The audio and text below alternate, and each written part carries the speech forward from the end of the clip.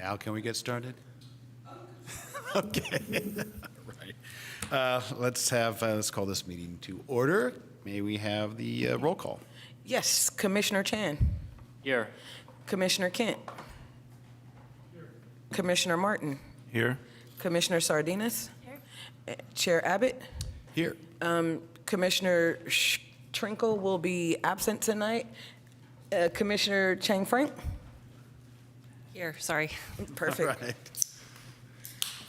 Okay, I shall now read the land acknowledgement. The City of Albany recognizes that we occupy the land originally protected by the Confederated Villages of Lejeune. We acknowledge the genocide that took place on these lands and must make strides to repay the moral debt that is owed to this indigenous people, specifically the Ohlone tribe. We thank them for their contributions, which have transformed our community and will continue to bring forth growth and unity. The City of Albany commits to sustaining ongoing relationships with the tribe and together build a better future for all that now make this their home. All right, very good. Minutes approval. I would be willing to entertain a motion. Anyone approving the minutes? Otherwise, I will generate my own emotion, but would anyone like to move that we approve the minutes? I move that we approve the minutes. A second. Second. Second. Thank you. Commissioner Chan. Yes. Commissioner Chang Frank. Abstain. Commissioner Kent. Approved, yes. Commissioner Martin. Yes. Commissioner Sardinas. And Chair Abbott. Yes. All right. Very good. Thank you. All right. Now I'll open it up for public comment. In case anybody at home is listening or somebody here would like to speak, these are for items not on the agenda. Limited response, but we welcome your input. Good evening. I'm Margot Cunningham. I'm Natural Areas Manager for the City of Albany. And I learned a couple of days ago that a longtime resident and activist, Carol Fitzgerald, died. Oh, no. She was president of Friends of Albany Hill for decades and did a lot to help Albany Hill over the years.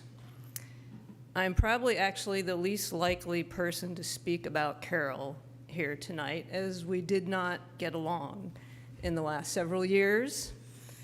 She probably would not like me standing here even talking, even saying her name. I'll let others speak to her many accomplishments in the community.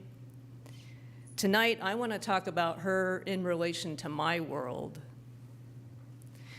I can't remember exactly when or how I first met Carol, but I do remember in the mid-1990s when I worked at the Ecology Center in Berkeley, she came by one day to spread the word about a campaign to save some land from development on Albany Hill.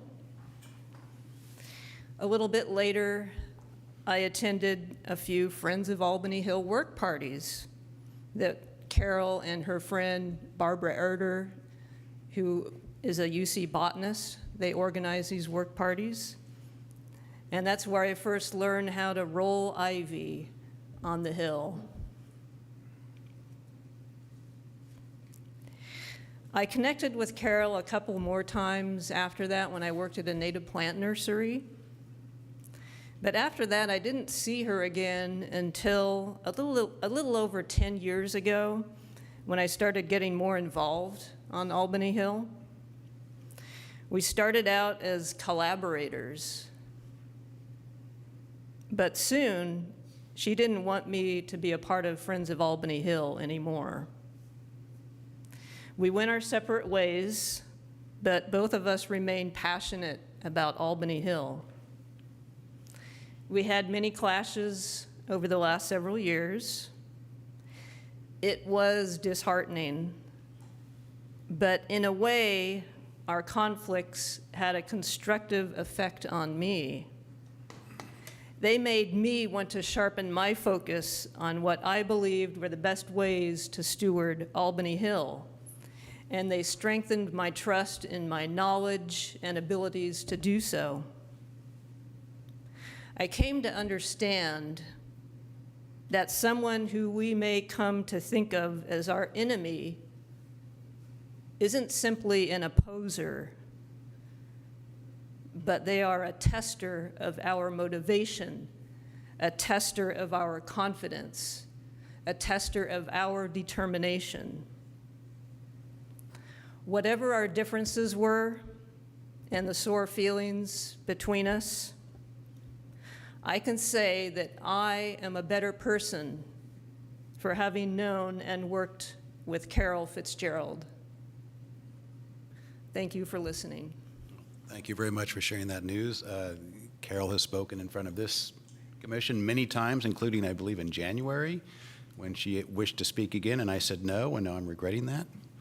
But a real loss to this community. She was very engaged, very involved. And as you can see, she was the one behind she's an artist, and she was the one behind that native plants and native butterfly mural up on the hill. So a real loss for the community. Thank you for bringing that to our attention. Any other public comment? Please.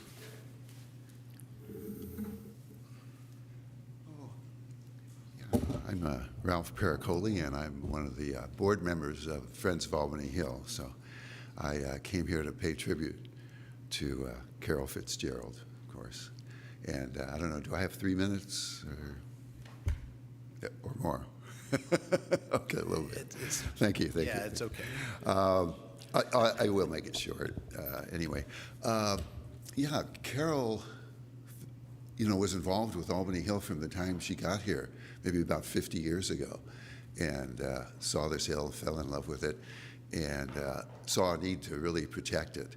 And she was really instrumental in stopping a lot of the development on Albany Hill. She'd often point out that, she partnered with somebody, another political activist, and they brought lawsuits against the development. And she often pointed out that if it wasn't for her and this other fellow who was a lawyer, all the way up Taft would have been developed, all the way up to the turnaround on Taft, and all the way out Madison Street, past the end of Madison Street along Middle Creek, would have been developed as well. So she did really contribute to a lot to preserving the open space, which she believed in. She also, I met her in the 90s, actually, pulling ivy and, pulling out invasives, those kind of things. And she worked a lot, as with Barbara Erder, the UC botanist, and they had one type of perspective on how to, keep the invasives out and restore the natives, I think. And also she did a lot of work along Cerrito Creek as far as the revegetation of the creek, and she worked with the shelter belt people, brought them in, and they did a lot of work in getting rid of the invasives and bringing in the natives. She also got a grant at one point and removed a lot of the eucalyptus trees on the north side of Albany Hill. And what happened after that is that it released the oak trees to come back in pretty thickly just from the acorns that were still viable in the ground. So Carol also involved, community in a lot of things up in Albany Hill, and she wanted them to get up and see the hill and do things up there. So she would often, regularly, annually, have a day of nature up on Albany Hill. And this would involve the time birds and butterflies and history walks, various things. She even did forest bathing. She did some of her art classes up there with people up on the hill, just to get them up there and appreciate the hill, because so many of them, she realized, lived in Albany, but never been up on the hill, and never been that involved with it. So she was a real catalyst for that.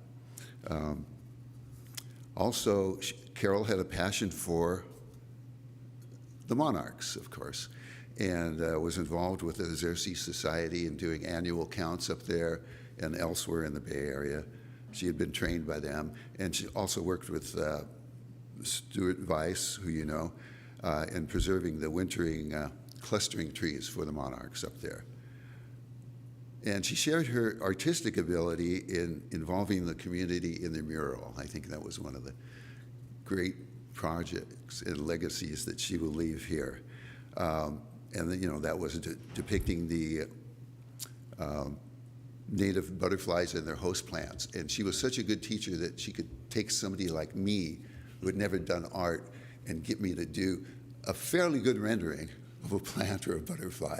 And she was very patient and very encouraging to all of us who were involved with that. So, you know, she will be long remembered and greatly missed in this community. Yeah. Thank you, and thank you for kind of spelling out some of the legacy that she leaves on the hill mural and the preserved trees and the like. We Any do other, have a hand raised online. Very good, thank you. Tricia, go ahead.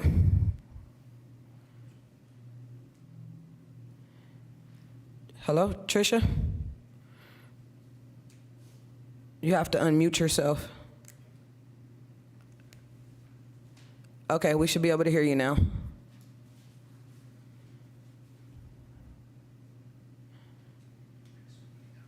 Not yet here. Hello? Tricia?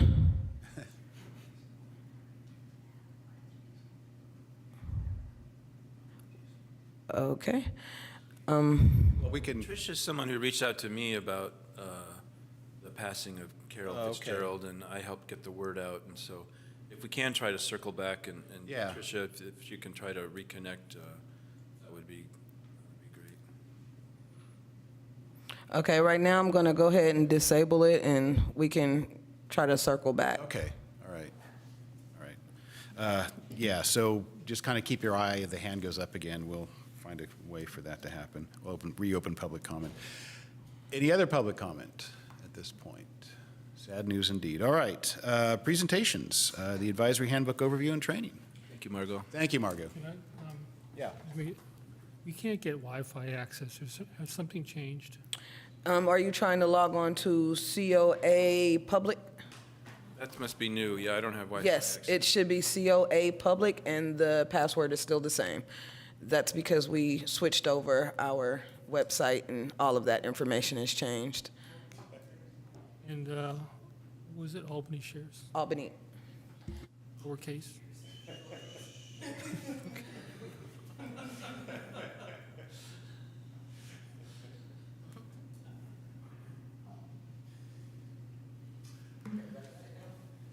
Oh,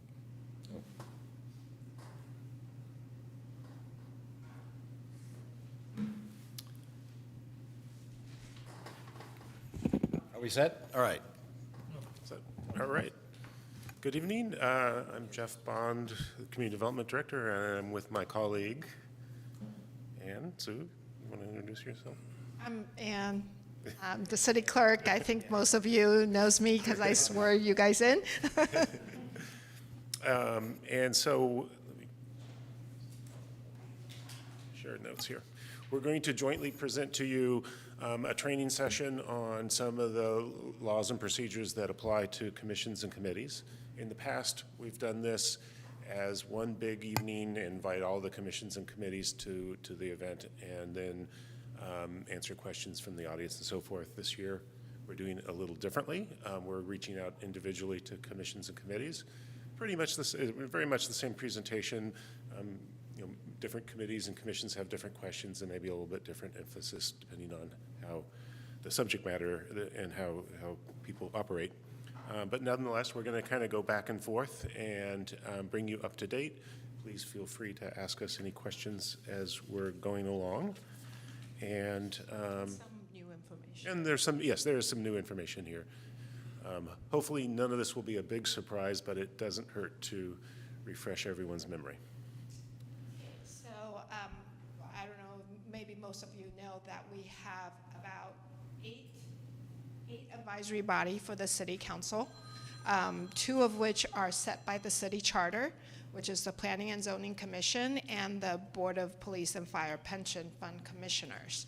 The other ones, like yourself, Arts Committee, Climate Action Committee, Housing Advisory Commission, this commission, and also the Racial Inclusivity and Social Equity Commission, the Transportation Commission, is either set by City Council ordinance, resolution, or minute action.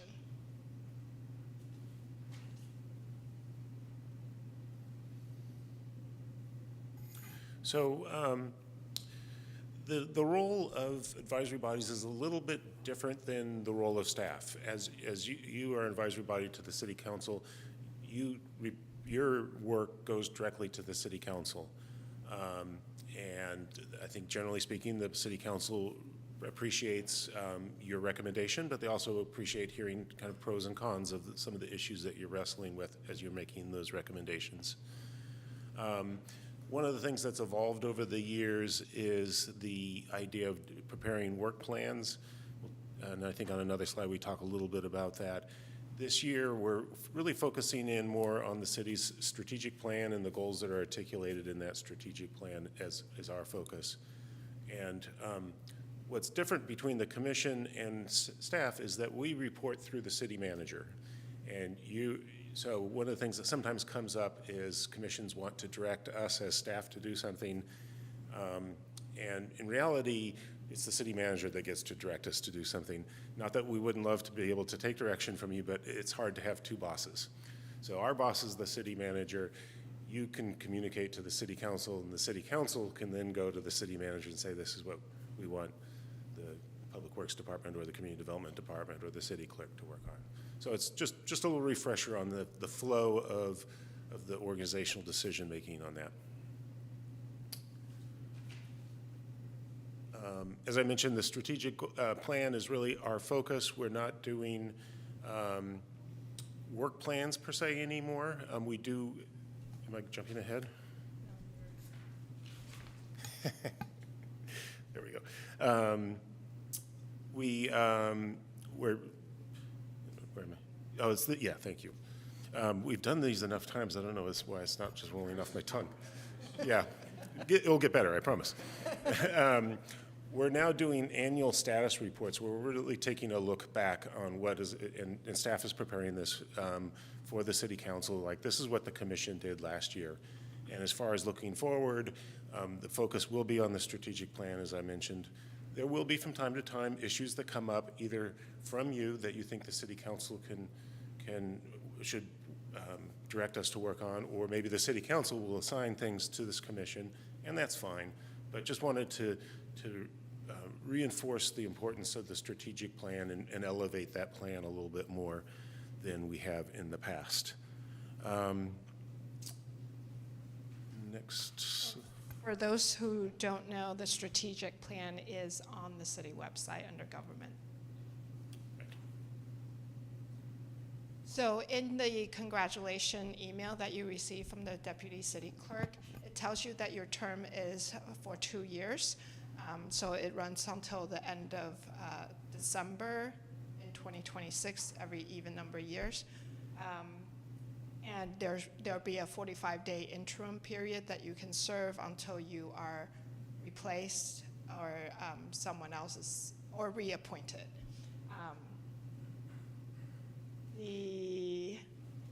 For the transition to the new term, every member, whether you've been on or previously on, you have to reapply.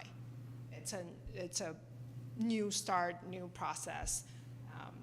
So everybody will reapply. And the vacancies are filled mostly by appointment of individual city council member, with a few exception of city council appointment as a whole. And for example, the student members or the student affiliated members.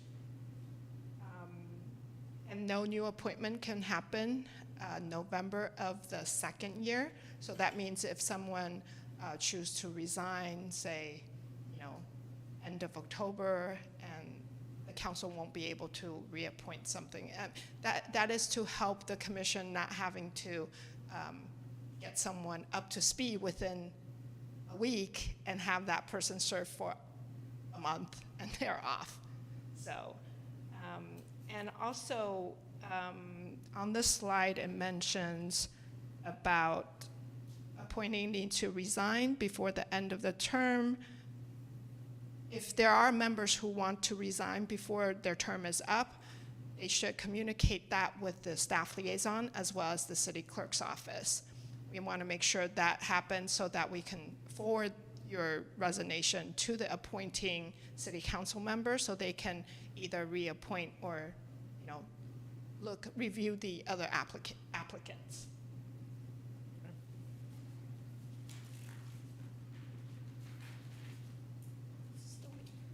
And as I mentioned before, please try to attend all the meetings, and if there's for any reason that you're unable to attend, please communicate that with your staff liaison. For example, Commissioner Trankel tonight, I'm not feeling well, make sure that staff liaison know.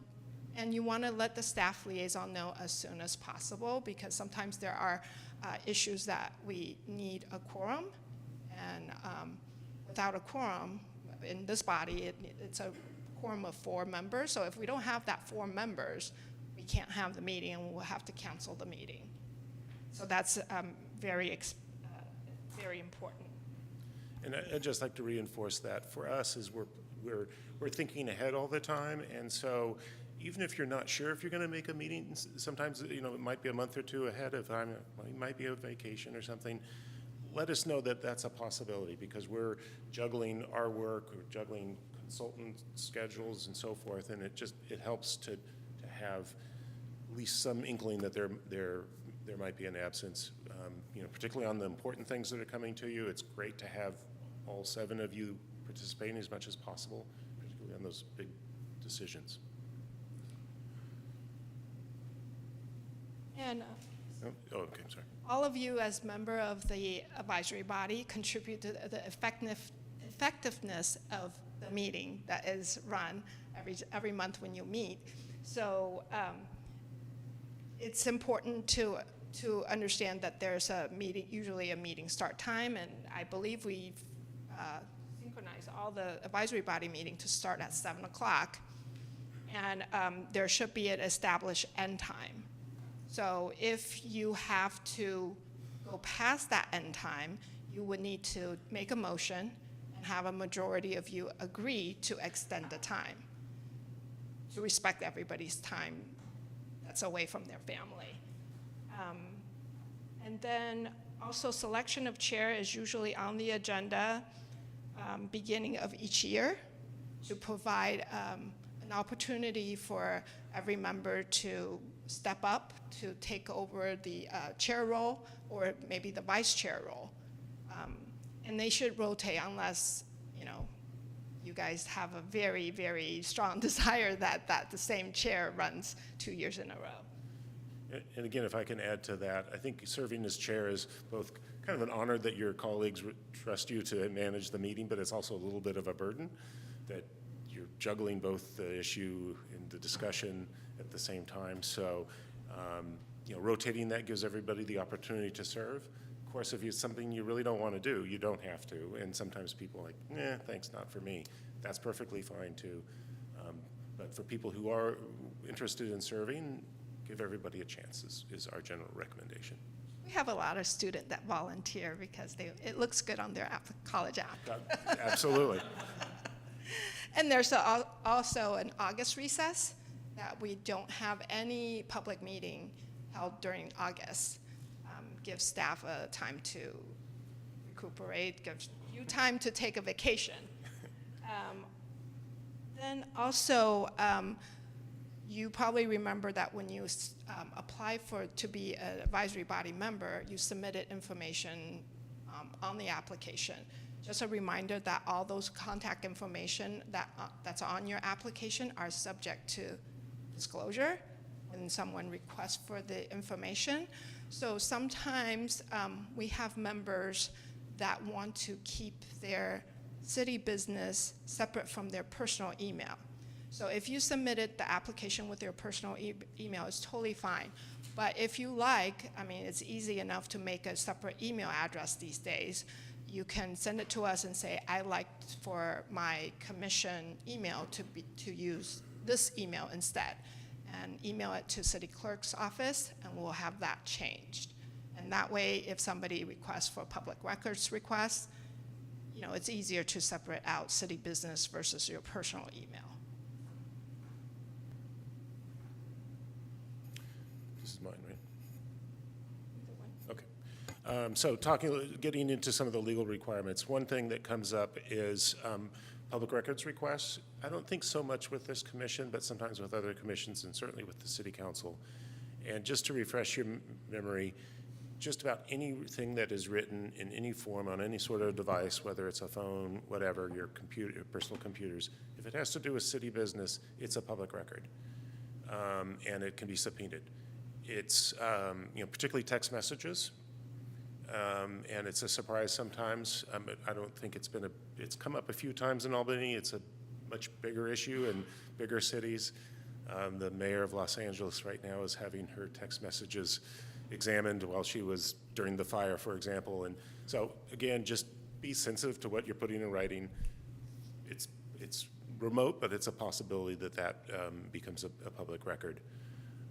And the same goes for social media posts.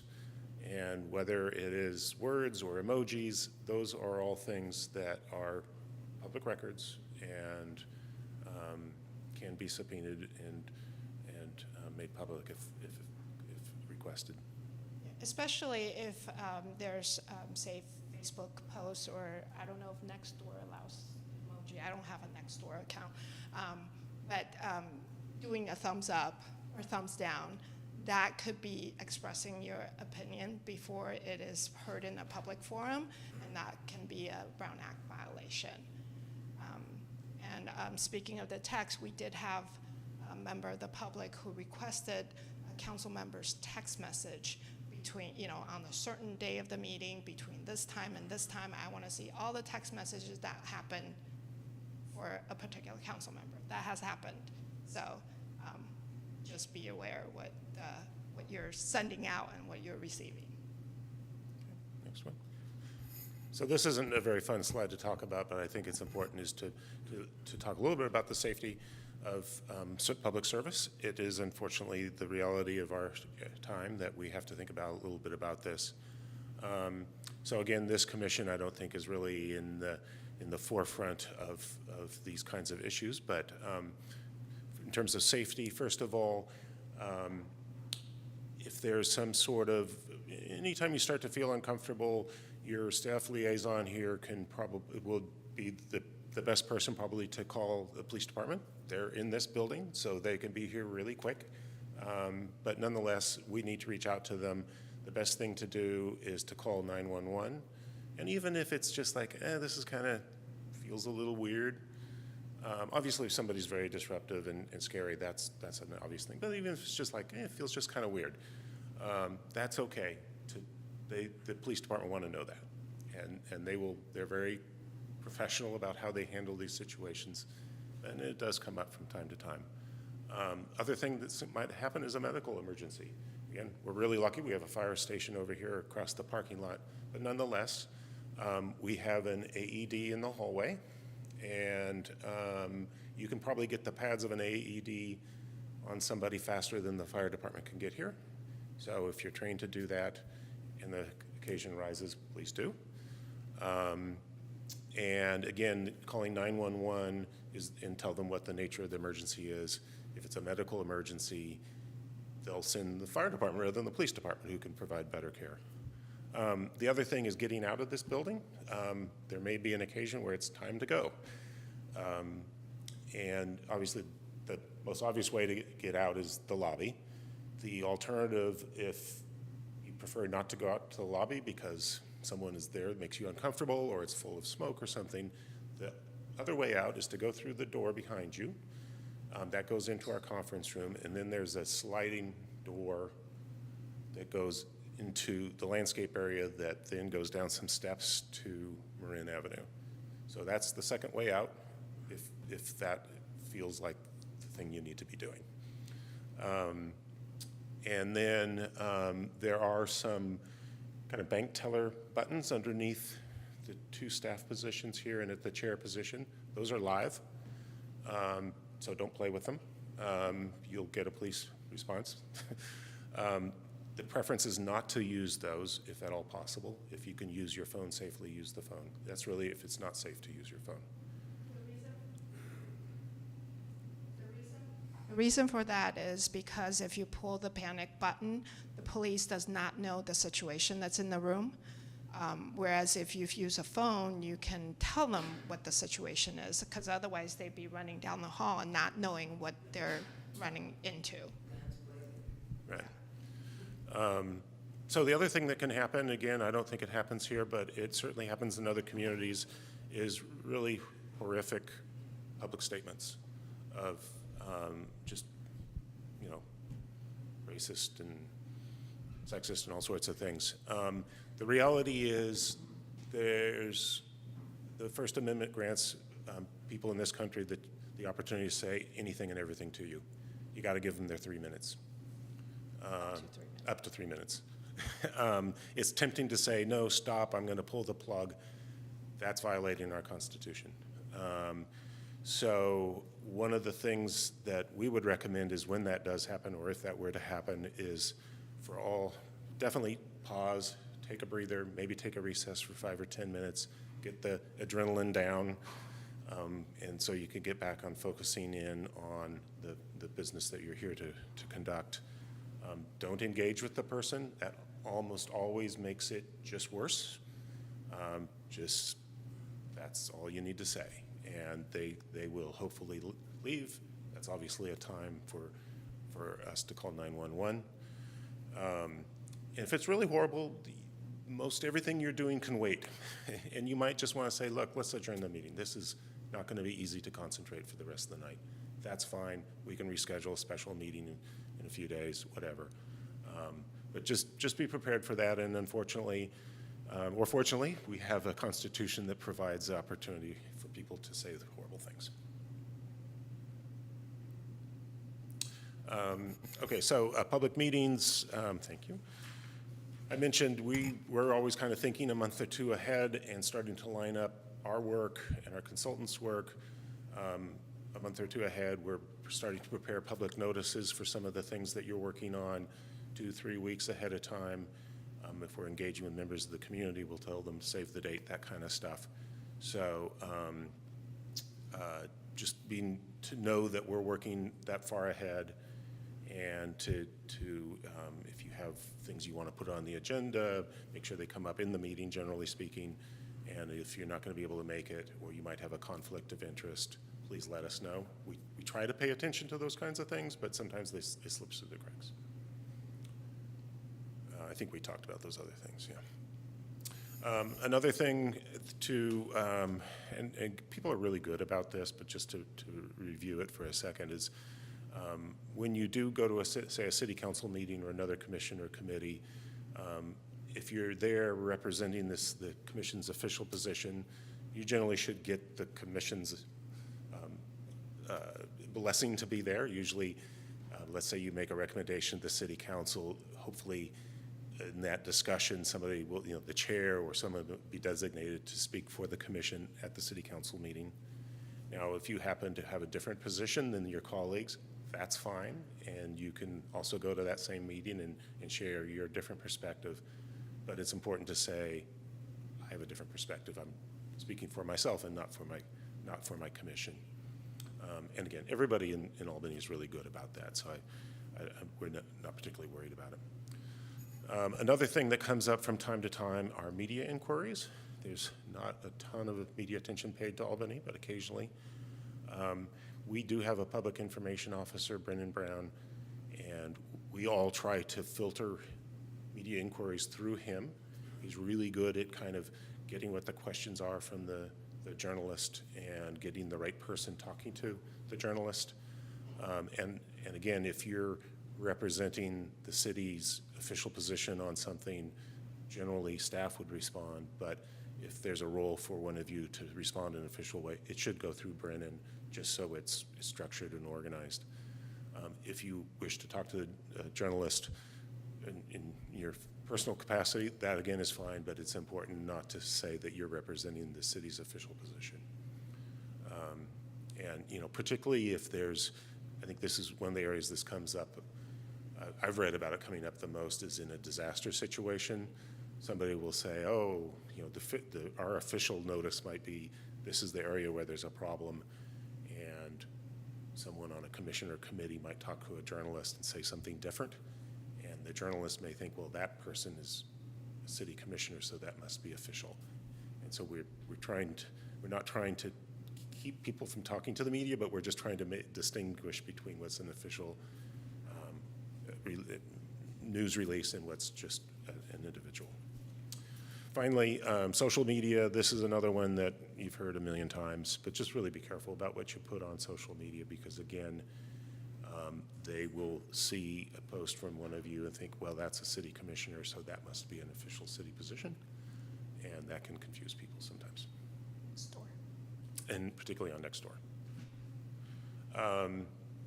Next, conflict of interest in ethics rules.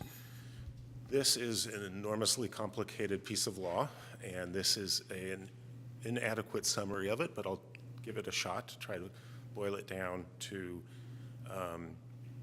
the basic requirements. Basically, you're not allowed to participate in anything that has a potential of having financial conflict of interest, good or bad for you. So the general, and I think we have one more slide that goes into the details. Why don't we just slide on over that? Yeah. So there's basically 3 rings. There's a ring of between 0 and 500-foot radius from the place where you're making a decision about, let's say it's a tree removal.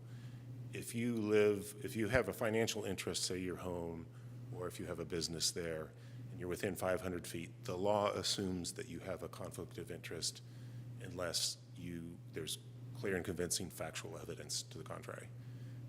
Our recommendation always is if you're within 500 feet, just step off the dais. More than 1,000 feet, it's just the opposite. There is the presumption that you don't unless you have a clear and convincing evidence. So the burden of proof flips. 500 to 1,000, in between is a gray area. So if there's a situation, say a tree removal, it's hard to imagine that would impact somebody 750 feet away. And I can't actually think of an example that would apply to this commission that would be applicable for in that range. But to give you an example of, say a planning commission decision, let's say you have a grocery store that's 1,100 feet away from an application for another grocery store. Even though you're 1,100 feet away, if this new store is going to compete with your store, that would be one where you should probably recuse yourself. But if it's just, say, a house that you own that's 1,100 feet away, it's probably not. So there's some gray area here. What we will do, please do ask us if you feel like there's a question there.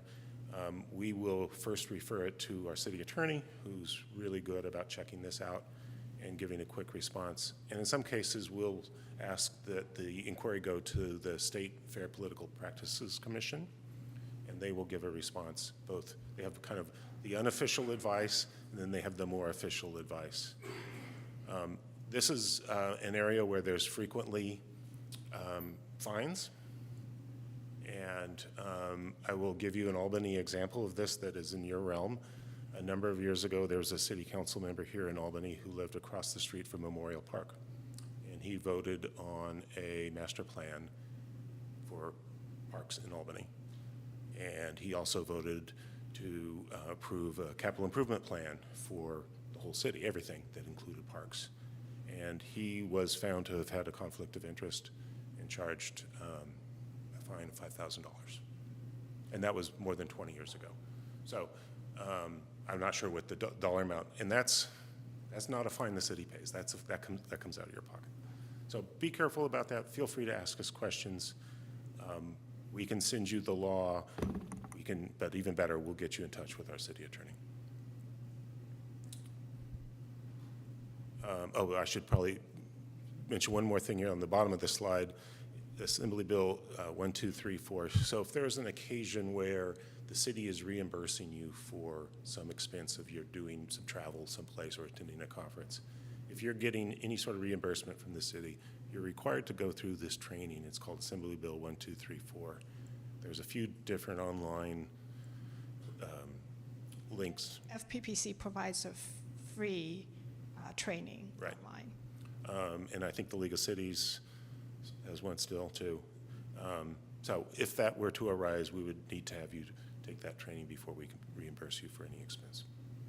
A very common question that I get asked from advisory body members, I don't think it was from this commission, but people would ask, if I have to, say, recuse myself from one that I have to not vote on, can I speak as a member of the public?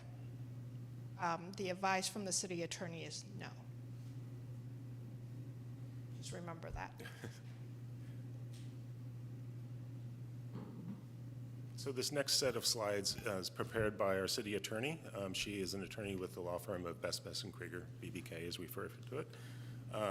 And so this gets to everybody's favorite subject, the Brown Act and open meeting laws. Just so you know that our city attorney actually did a video presentation. It is online, so you can go to the city website under Government Advisory Body and then click on the training and resources, and there'll be her video giving this slide as her presentation. But we thought, since we're doing the advisory body part, should include these slides. Right. So this first one, if you really want to nerd out and read the law, you'll see a lot about the legislative body, which implies the city council. But the way the law really works is it's the city council or any commission, committee, or anything else that it creates that makes recommendations to them. So you are in a legislative body, even though you're not elected to be a legislative body, you're subject to these laws just the same.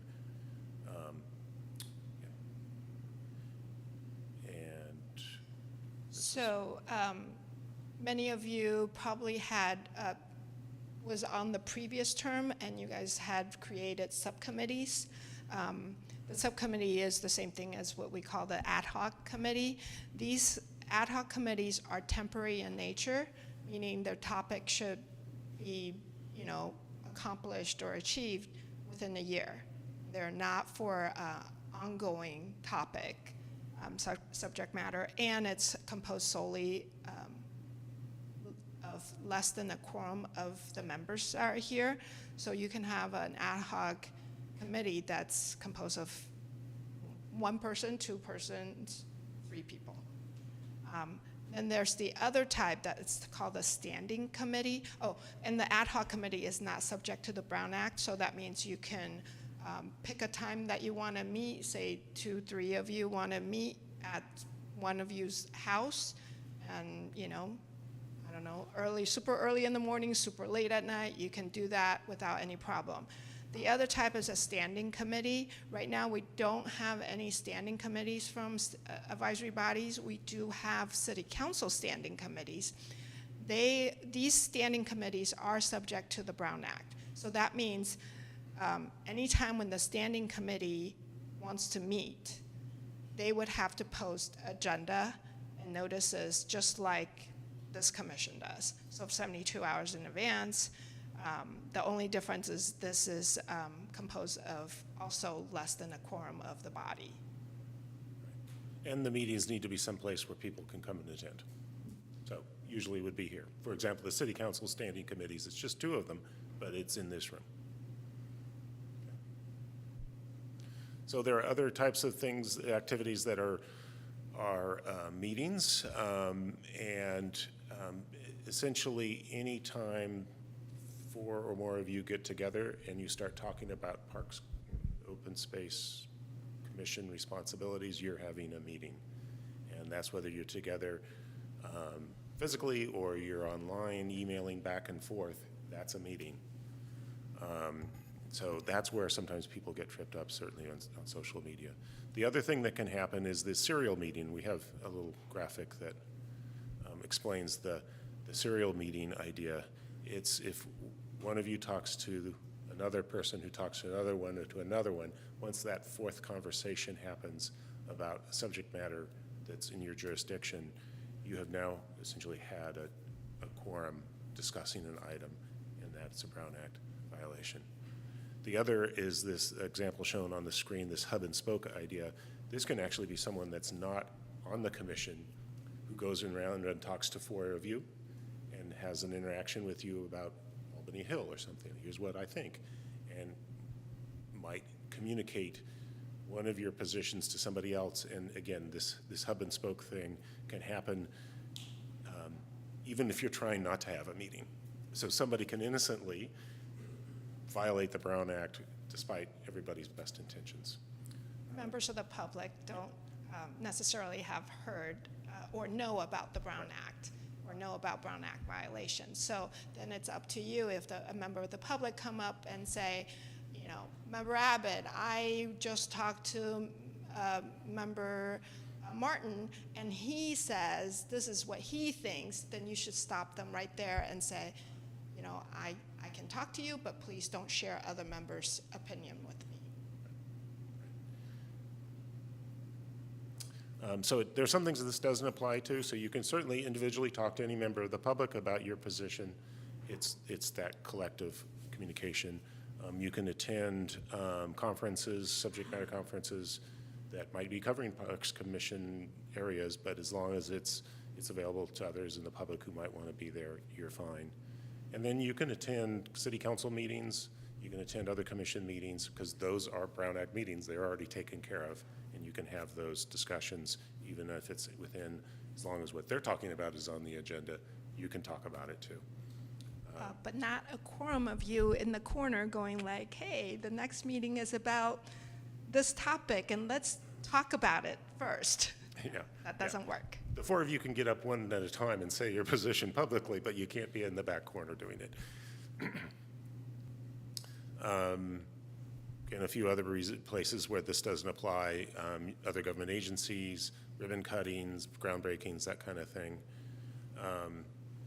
And then we've already sort of talked about ad hoc committees.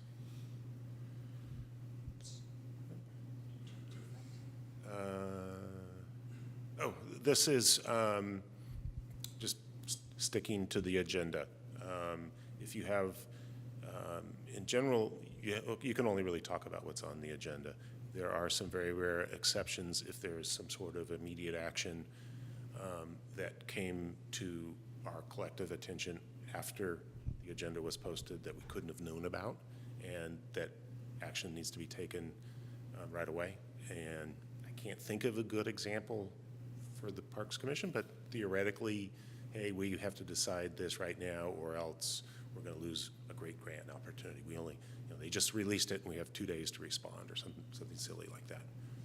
But for the most part, it should be on the agenda. If we can amend agendas from time to time. It's kind of a hassle, but we do that if we need to add something. But it needs to be posted at least 72 hours before the meeting.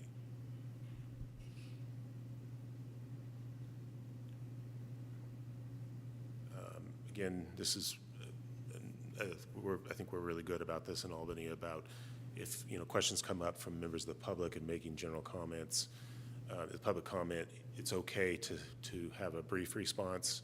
Sometimes city staff will have the brief response.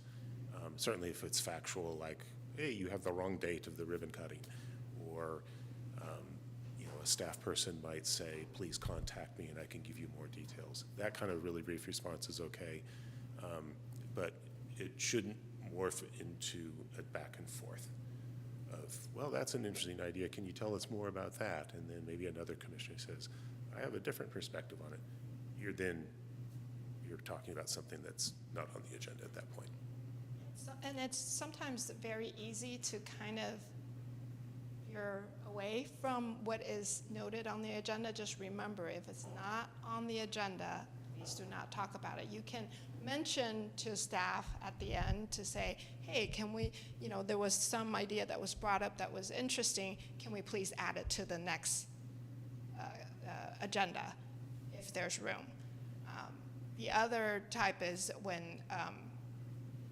these interesting idea, when we want to, when you want to tell staff, say, hey, we want to put this on the next agenda, but this is the reason why, and I think that's too many words.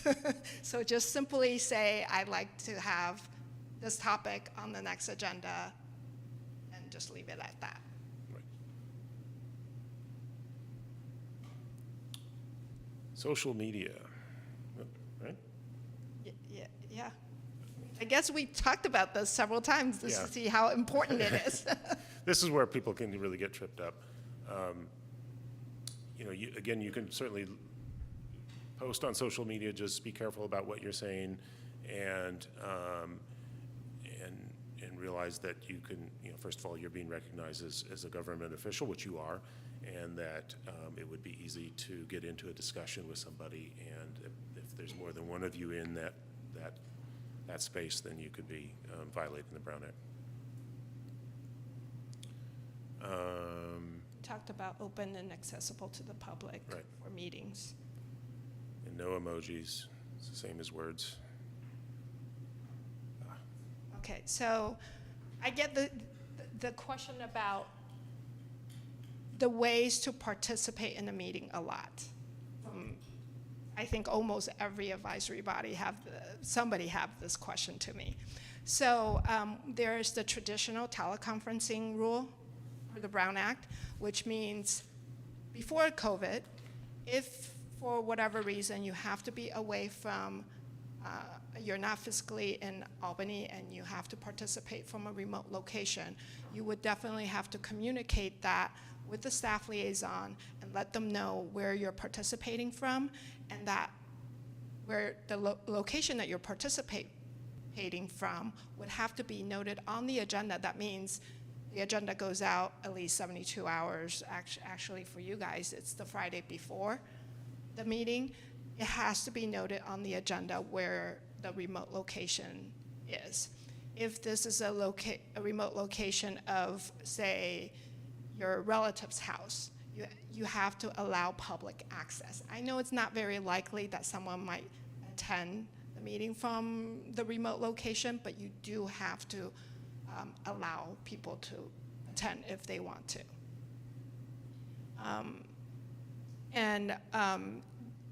To use this rule, we need to have a quorum of the members here, physically here, for the remote location to work. And the other thing is all your votes would have to be by roll call votes. I think all our advisory bodies are by roll call votes these days, so that's not a big problem. And then since the COVID, there's the new, what we call Assembly Bill 2449, that allows hybrid meeting options for.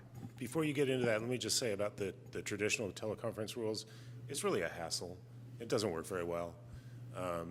Theoretically, if you're staying in a hotel someplace, you're supposed to have your room number on the agenda, and somebody. Oh, you also need to post the agenda at right. the remote location, 72 hours Right. before the meeting. So if you haven't flown there yet, you have to get somebody to post the agenda before you get there. We've had people who wanted to call in from, they're driving from one place to another. Can I just call in while we're driving? And no, because no one can post your agenda on your windshield.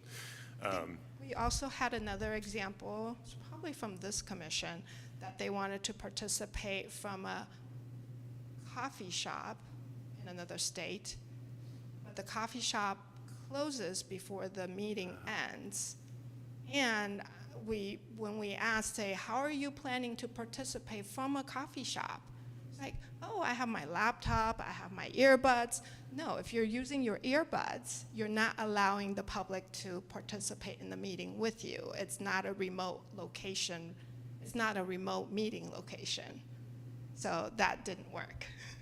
The thing here that caught my attention was that you can't use this to make a quorum. You have to have a physical quorum in the. Correct, you have to have. Which would be the reason I would do it, was if we needed a quorum, so. So generally, Yeah. as I said, it's a hassle. Yeah. And, Oh, yeah. And, if for some reason we really need to do it, we'll do our best to make it work for you, but it might be better not to. Okay, back to. So the Assembly Bill 2449 is a new thing since the pandemic. So it's two basically two reasons for using AB 2449 to participate virtually. Same thing, you still have to have a quorum here, physically here. So one of the reasons is for just cause, and the reasons are listed on the slide: childcare, contagious illness, physical or mental disability need, travel while on official city business or another state or local agency. So we had an example, someone worked for the California state and they had to travel, so they were allowed. But if you're just saying like, oh, I have to travel for work, that's like a private firm or not a state or local agency, that doesn't work. And you would have to announce it at the earliest possible opportunity, including at the start of the meeting. I think most of you who have done this before, you would say it, you would join it online. You let the staff know so that we can make arrangements so that you can join virtually. Then you make the announcement at the beginning of the meeting to say, I am participating virtually using AB 2449 just cause, and because I have a contagious illness or I have a child care need. You don't have to go into the details of exactly what it is. Like, you don't have to say what illness I have or the situation with your babysitter situation or whatever, but you do have to say what the brief reason of why you're participating virtually.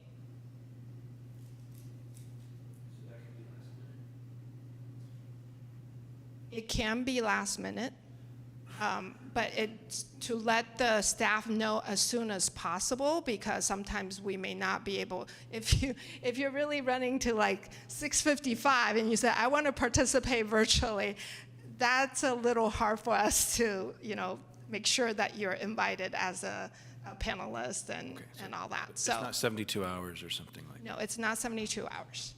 It happened to me last month where I had to watch my kids last minute because my husband had work, and so you guys were very helpful, although I had trouble with the technology. Yeah. Right. And there's a script that Commissioner Sardinus read that hits all the bullet points of what needs to be said at the beginning. Right. We'll go into that, but after the emergency. So the emergency circumstances is a physical or family medical emergency. I don't think it happened to Albany, but I've heard from neighboring city that they had a commissioner that attended from the hospital bed. I hope no one has to do that. I would prefer that you guys just say, I am unable to attend, and just rest and recover. But that's what it is for. And same thing, you have to provide a general description of why you're participating remotely.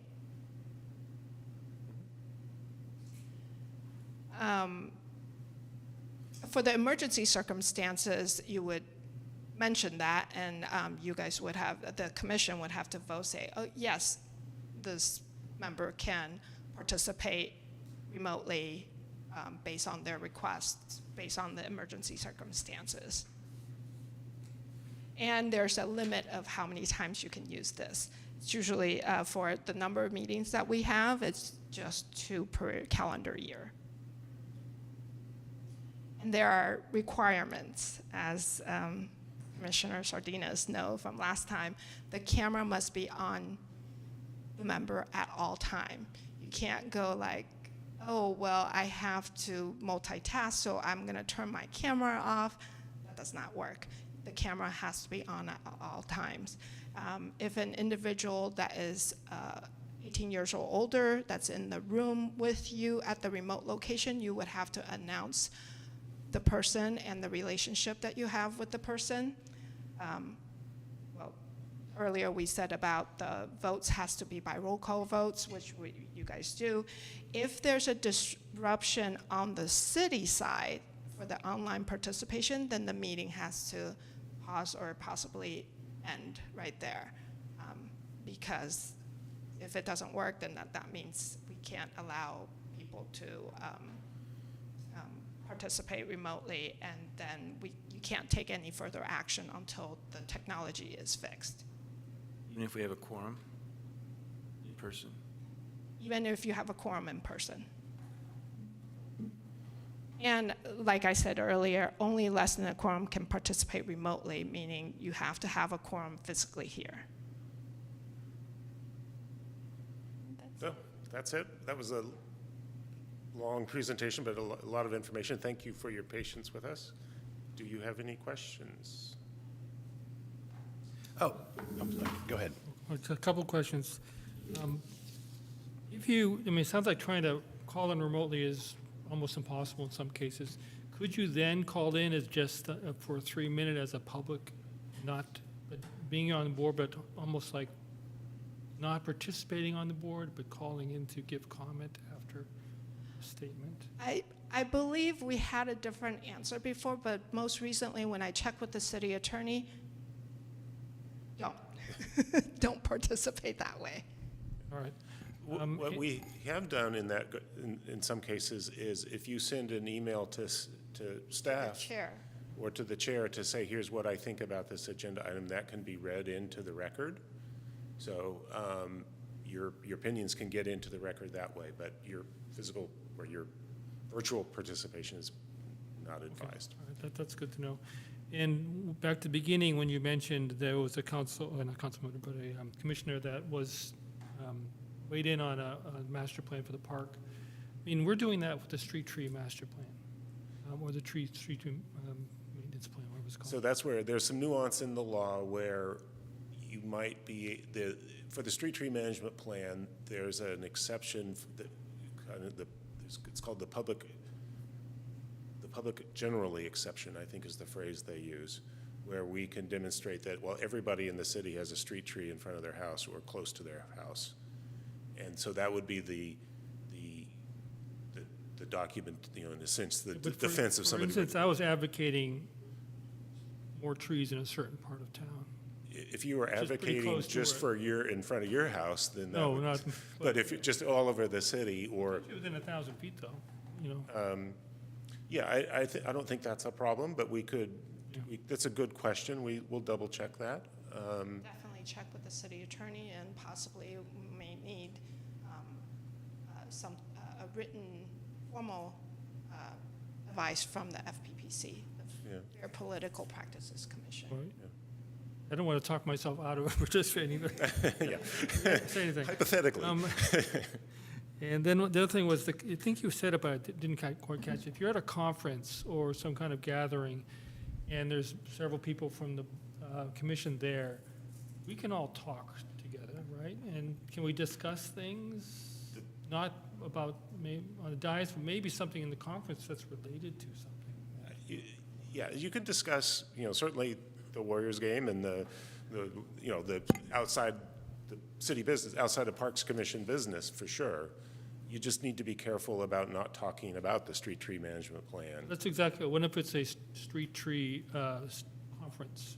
As long as it's a conference that others could go to, that there is an exception for you to be able to participate in the conference. So there's a difference between interacting with a speaker on a topic with other commissioners in the room, as opposed to the commissioners going in the corner and talking about what Yeah, they just at least heard. that's what I I'm think getting. he's talking about the corners, going in the corner and talking about what they just That heard. would be not acceptable. That's right. You shouldn't go in the corner, but if there is a speaker talking about how cities should do street tree management plans and you're all there, Yeah. that's fine. You can talk about the conference agenda item in the public. Right, right.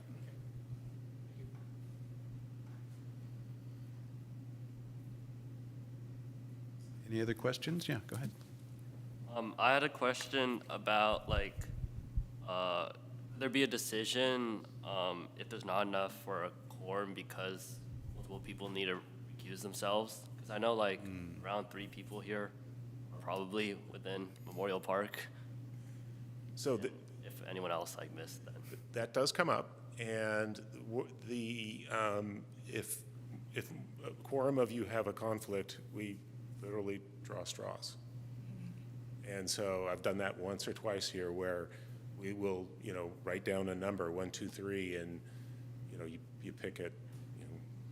We'll prepare some popsicle sticks for you Yeah, guys. I think we did popsicles. I think the official AUSD is Rochambeau, I think is. Is that how they do it? That's what they do on the playground. So. That's fine. So that would be how we would manage that. So then you completely have a conflict, but you were the person that was randomly selected. Okay, thank you. And then also, just to double check, I could still discuss if it's within the 500 radius, but I can't make a decision, right? I can't vote on anything, or can I not discuss? You should recuse. In other words, you should step away from the room. What about like the sweet and beverage tax? Because technically that's within like some of the decisions where like, does the Memorial Park need, I don't know, like bases, for example, just last meeting, I believe. I need to recuse myself. That's like one of the possibilities.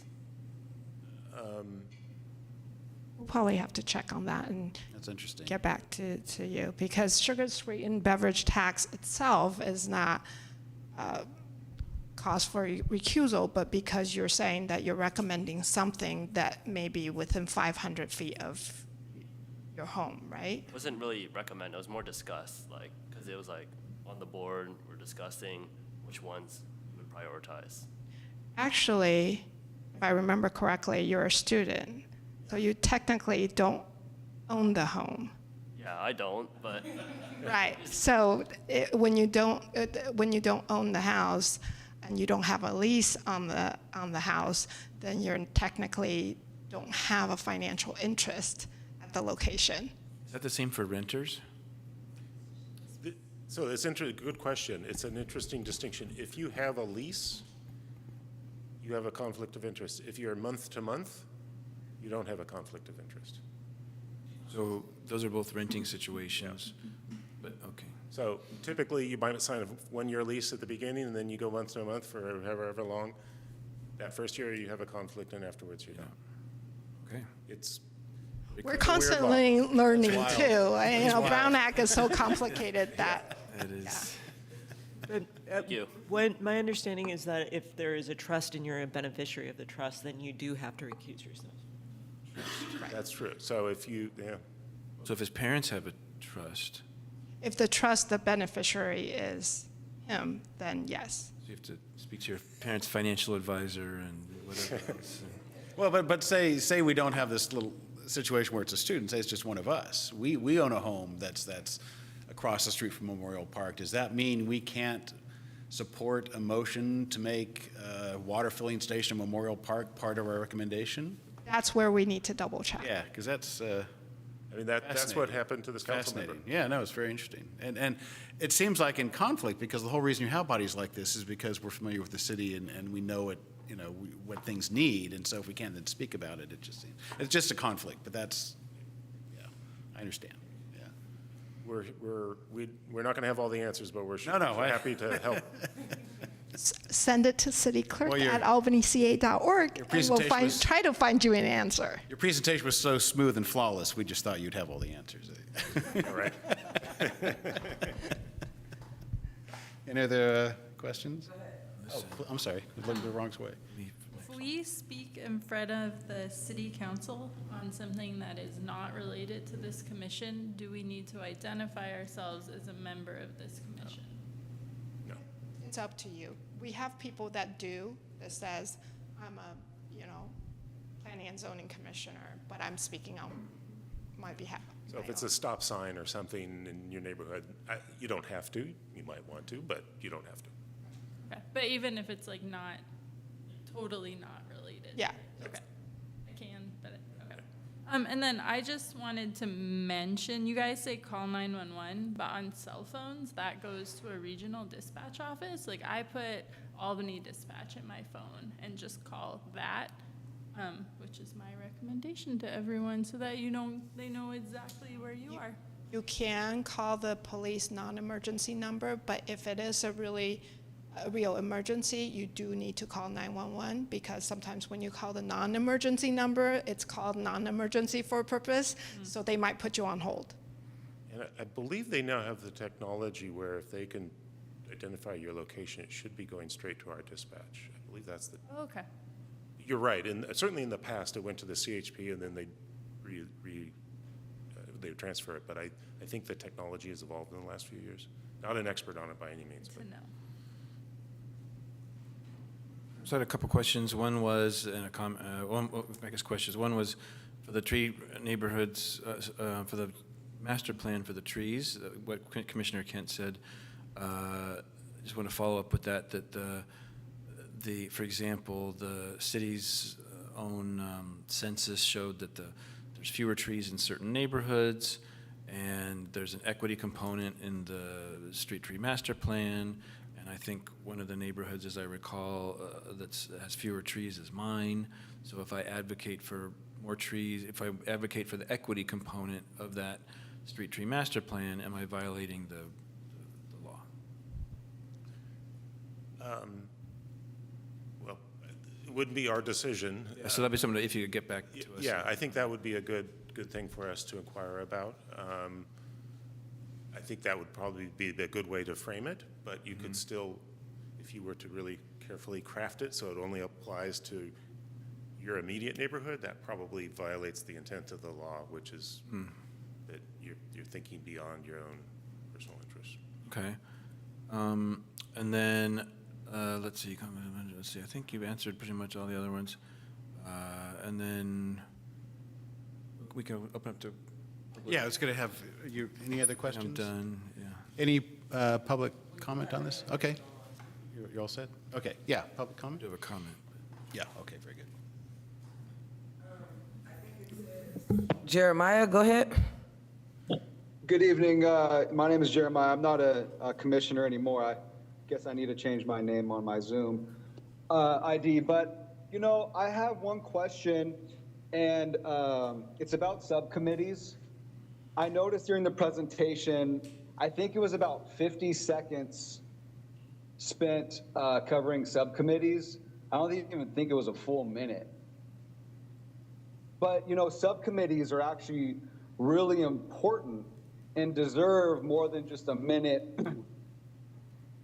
brief description on, you know. But the question I have is, because a lot of these students, members might be joining subcommittees.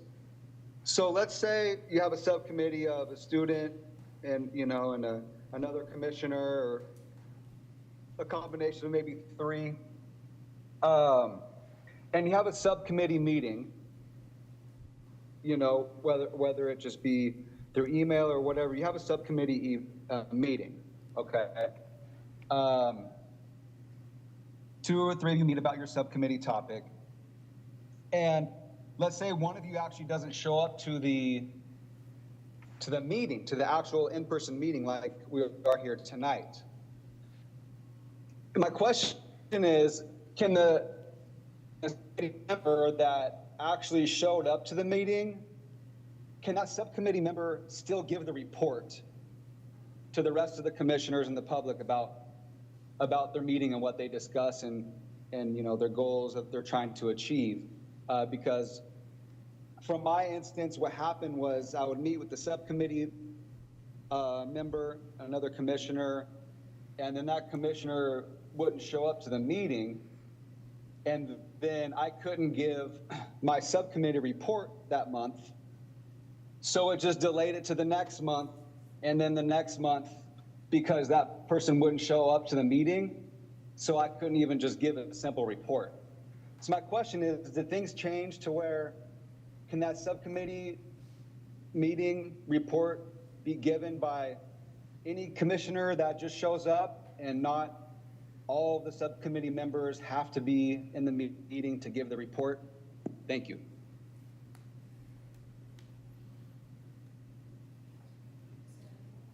Any other, No other hands raised. do you have a response for Jeremiah? Yes, so if you are a member of the ad hoc committee, you can provide the report of what your research or whatever you guys talked about. You don't have to have all of the ad hoc committee members present to be able to provide that. So for example, you know, it's just one person can represent the ad hoc committee to report back what you guys met about and what you guys researched about. I suppose it might also, a particular subcommittee could make their own rules, I would assume. They want to all be there. They could agree, we all want to be there, but that's not a Brown Act issue. That's just a subcommittee. Or if you agree to designate a certain Yeah. person to give the report, well, you know, if the designated person happened to be sick and cannot attend the meeting, the other ad hoc committee member Certainly do it. can definitely step in and give the report. Okay, thank you. I have a question on this. I thought we, for subcommittee reports, if the report recommended an action, we would take that and agendize it for the following meeting. And so if someone was absent on it, we would then have a full quorum the following meeting to discuss it in further detail and then take whatever action is recommended by the subcommittee. Yeah. That sound right? Right, and I know, like previously on your agenda template, there's a subcommittee report. I don't know, do you guys have any ad hoc committee here?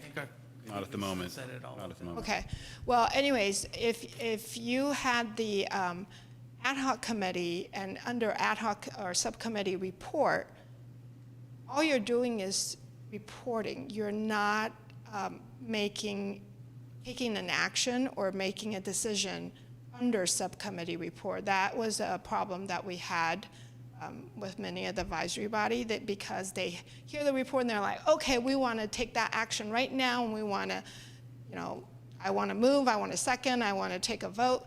That cannot happen because that item is not on the agenda as a discussion item. So it's a report, meaning you provide the brief report of what has happened when you guys are not in the open public forum. Okay. Any other discussion? So a couple things. One is, maybe I missed it, but I think it'd be good in your presentation if you still have some more commissions to add just sort of like the big picture of why these laws exist, and that the Brown Act violations, part of that is the Brown Act is to, as my understanding is, as I've learned on being on this commission over the years and talking to some of you, and is so that the public has a chance to provide input. If they don't know what we're going to be talking about, they don't know to show up. So if we start bringing up items and discussing things that aren't on the agenda, then the public can't intervene or have their voice heard. And also to avoid the smoke-filled room kind of, back room deal kind of situation that can befall groups sometimes, and to have all the discussion out in the open, in the public, people share their ideas, hear them for the first time, and make decisions publicly, and with the public having their own input on that. Right, it's basically for open and transparency government. There's one point that I forgot to mention during the presentation is sometimes a member of the commission may have something to share with fellow commissioners. The best way to do this is send that information, if it's any factual information, send that to the staff liaison, and the staff liaison can share with the rest of the commission and share with the members of the public. And then the only other, were you going to follow up on some of that? I was. The other thing to do is if you see something online, particularly next door, and you're like, oh, this is terrible. Is this really true? Check with your staff, because sometimes what is online isn't true. Right. Right. I shocked Newsflash. So, and we do find that is a challenge sometimes. So don't rely on information without checking in as well. Okay. And the other comment I had was just one more example of conflict of interest in city government. You mentioned one that you said happened in the last 20 years or something, or $20,000, whatever it was. But going back to the 1970s was the Albany Hill Cross land deal, where the city council member voted on some items that were related to a parcel of land that, he personally benefited. He got $200 and something thousand. In the end, the courts ruled he had to give up all that money and his land and all this stuff, because, yeah. I think the relevant thing in that particular case, there's lots of fascinating details about that that I'd love to talk about, but that's not on the agenda. But it's the what happened. One of the things that happened there is they parsed the actions in this particular project had half a dozen different actions, and that council member voted on some things and recused himself on other things. And basically, the Supreme Court ultimately ruled, like, if you have a conflict with one part of it, you have a conflict on all of it. I did have a quick question and comment. So this is something I noticed when I watched the video that I think has been added, and that is if you are on the decision-making board of a community organization that potentially receives funding from the city in some way, there are rules about that, correct? How does that work? There are, and I haven't had to dive deep into that. Okay, So okay. I think that would be one where we would want to do some research for you. I believe that is. Well, it is on the video, and it wasn't quite clear, but that's fine. Yeah, I believe that can be a conflict of interest because you're serving two masters. Right, right. There probably is some nuance to it and exceptions and so forth, so I wouldn't take it one way or the other, but other than to start with Ann or Jamira or Mark, and then we'll run up the flagpole. Anytime if you just have a hunch or, that something might not be quite right, or if you're just curious or wonder, feel free to send us an email or your staff liaison. One other quick question was, at a previous meeting, we discussed, with the new format of the agenda, I think some of us, anyway, it came up that the order would be something we might want to reorder permanently or semi-permanently, or maybe every meeting have to decide on the order. So if we want to reorder agenda items or permanently reorder agenda, for example, put the announcements back towards the beginning of the meeting like they used to be, is that something we can do permanently, or something we can decide meeting by meeting? That's something for the chair and the staff to coordinate. In advance? Yes. Or permanently? Oh. It would need to be in advance because it would need to be on the 72-hour version of the So agenda. they could do that for every meeting? Well, we don't know, but certainly if they did anything, it would need to be. If they decided to in do that, advance, they could do that for every meeting. I mean, I think the thing that came to mind is we thought we would move the tree removal applications Also towards the front of the those to meeting. the beginning, right? Because that's where we get members of the public. We've got John Hockridge here, and that way we just they don't have to sit through the whole meeting before they. We try to do that when we're crafting the agenda and talking Yeah. with the chair. There have been occasions where one of you might need to leave a little bit early. You might have occasion to rearrange things, but for the most part, it's good to stick to the agenda. And I think part of the idea of moving the announcements to the back is that sometimes you can spend a lot of time on announcements before you get to your business. So it's. Get the business done first. Yeah, take care of the important business, and then that leaves you're not shortchanging yourselves for the discussions of the action items.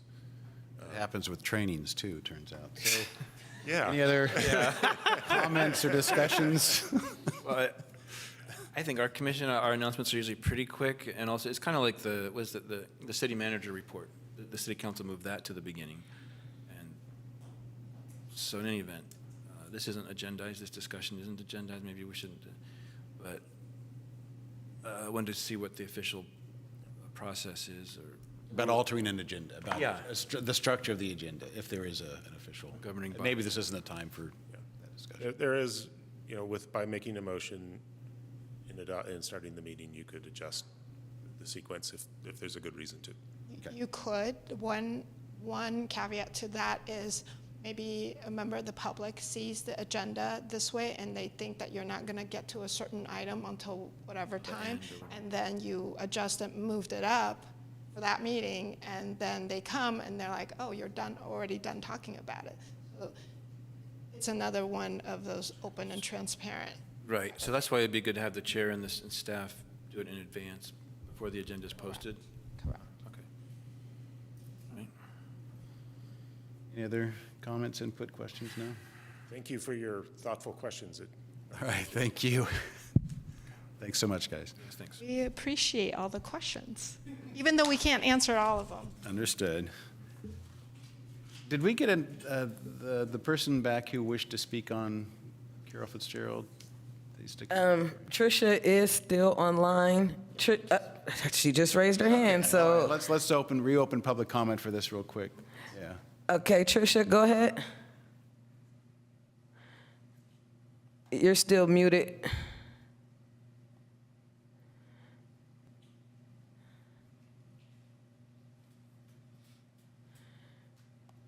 Tricia, you have to unmute yourself. If there's still a technology issue, the member of the public who want to speak can definitely send an email, the public comment to prosk@albanyca.org. Yeah, PROSC, albanyca. Yes. All members of this commission will receive it. Yeah. Okay, Tricia, I'm still trying to give you a chance. You're allowed to speak now. Okay. .org emails go into .gov like the website has, or no?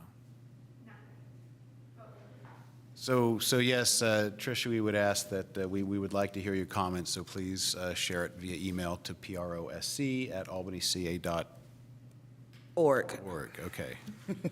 All right, very good. Moving on then. Discussion, priority conservation areas recommendation, item 5.1. Have a staff presentation. Good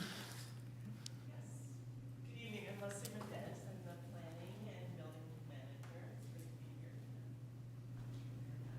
I will be presenting the priority conservation area CK nominations from the city. This is an informational item only, so there's no action. So priority conservation areas, oops, sorry about that. Priority conservation areas, well, I got a little pop-up notice here as well, are designated geographical areas identified and nominated by local jurisdictions and recognized by the Association of Bay Area Governments, or ABAG, as significant to be protected and improved to support the Bay Area's regional conservation, resilience, and sustainability objectives. So the PCA program, the Priority Conservation Program, was created by ABAG and now MTC, which is the Metropolitan Transportation Commission, the Bay Area's regional planning agencies, in 2007. It was refreshed last year to expand the concept of conservation to include urban greening, recreation, and opportunities for climate adaptation. Recognized PCAs are eligible to apply for funding for projects within the PCA which further program goals. The PCA grant program was initiated in 2013 by MTC in collaboration with the State Coastal Conservancy to supply funding to acquire, enhance, and improve PCAs. And as of 2023, over $300 million was awarded to projects, and this included not just conservation projects, but creation, improvement of pedestrian and bicycle facilities, urban greening, and stormwater improvements. PCAs are designated under 5 categories that recognize the Bay Area's natural systems, rural economy, and the health of all residents. That includes natural lands, working lands, urban greening, recreation, and climate adaptation. I've highlighted the 3 that the city could apply for in green. Of the 5 types of the city meets locational requirements for urban greening, recreation, and climate adaptation, as natural and working lands must fall outside city limits or the urban growth boundary. Any nominated PCA must meet a 75% coverage requirement as identified on the ABAG MTC PCA nomination tool GIS map, which if you go to the tool and click on the various categories, it kind of pops up sort of a raster grid of what areas qualify. So an identified PCA has to encompass 75% of whatever category, say recreation, to qualify. No PCA may overlap with another PCA. And the climate adaptation designation may not exist alone, but must be combined with another PCA. It could be a double, but yes, not overlap. So the city currently has one PCA, the Albany Hill, which was nominated in 2007 at the start of the program. However, due to the updates in the program types, the Albany Hill PCA required amendment this year to achieve compliance with the updated PCA eligibility requirements. And we have reclassified that from, I think it was working lands to recreation to apply. This PCA has been amended and needs no action. Staff is proposing, however, 3 new PCAs. 2 are on the waterfront with the designation of recreation. 1 additionally includes climate adaptation. The reason this was divided into 2 is that the whole area would not qualify for climate adaptation because it didn't meet the 75% eligibility coverage. And staff believe that due to particularly sea level rise, that it was important to include climate adaptation, and therefore you can see it's divided into just a recreational only one, which is shown in purple, as well as a recreation one that is climate adaptation as well, which is the one in green. And we are hoping that any future grant monies that we could get could work towards accessibility to the shoreline for all, as well as to support resilience work to buffer the impacts of climate change. In addition, we have nominated the priority tree canopy areas aligned with our street tree management plan, and that is under the urban greening and climate adaptation. That combined as well, and I think in the staff report failed to mention that it was part of the climate adaptation, but it is a joint PCA as well. And we are hoping that any future grant could assist in promoting the goals and that you all are working on in the upcoming street tree management plan. So with that, just wanted to let you know the current nomination cycle and next steps. Nominations were due to ABAG on May 2nd, and we did get those in. Tonight, May 8th, these are being presented to your commission. It seems the most relevant commission for this type of work. On June 2nd, we will be presenting these nominations to City Council for official action and resolution, which needs, a signed resolution needs to be submitted to ABAG by June 13th. After the nominations and after the summer of 2025, ABAG and MTC staff will integrate the PCAs into the Plan Bay Area 2050 implementation plan. And new and amended PCAs will be eligible to submit grant applications to PCA grant round, the second round of PCA grant, which would be $8 million of OBAG or One Bay Area grant funds, the third round of that funding. And that concludes my very short presentation, but I am here to answer any questions you may have. Very good. First question, I just real quickly, the agenda item is Commission provide a recommendation to City Council. Is there anything you need from us, or is it just a thumbs up? Or I guess a thumbs up would be great, okay. yes. But we don't need to take a You don't. vote or anything. Okay. Actually, if you wish, you may, too. Oh, okay, very good. Yes. So with that, questions? Commission? Yeah, I have a question about the designation of the PCA. I'm wondering, does that influence any future development? I mean, we just have this big, Golden Gate Fields question, and so. That is a great question. The answer is no. It in no way undermines or otherwise alters a city or a jurisdiction's ability to move forward with current zoning or future zoning amendments or development plans. So that was a concern of mine since we don't know what's going on, but it just opens the opportunity for funding without placing it on, on reserve for certain types of uses. And just a follow-up question, do you know that because city attorney has told you that, or is that just based on precedent? You mean who gave me that Yeah, like, information? yeah, It was certainty. the designated contact staff. I had many conversations with their PCA program staff to ensure to understand what we were entering into and to ensure that our nominations met the eligibility criteria. Okay, great. I would hope that that's documented somewhere. Well, it Just, is, I you know, think, in the staff report, but Great. yeah, and I have the email because, yes. And I Yeah, will- just because I know that that's such a big, Yes. you know, question mark, and I wouldn't want to, I mean, even though I'm totally for the sustainability goals, I wouldn't want that to prohibit us from doing some development that we really want to do, so, okay. Exactly. Great question. I had two questions. One was the two categories are natural land, working land, and they say it must be outside city limits. So is that something only like counties and regional parks or something would apply for? Or? Exactly, and those would typically be, yes, your parklands or, agricultural lands. And then, can you go back to the map? I was hoping you could explain a little bit the color coding and why the purple, like if it's purple, does that mean it's all one, under one? Yes, and why can't I, oh, here it is, hold on. The purple was kind of disjointed and.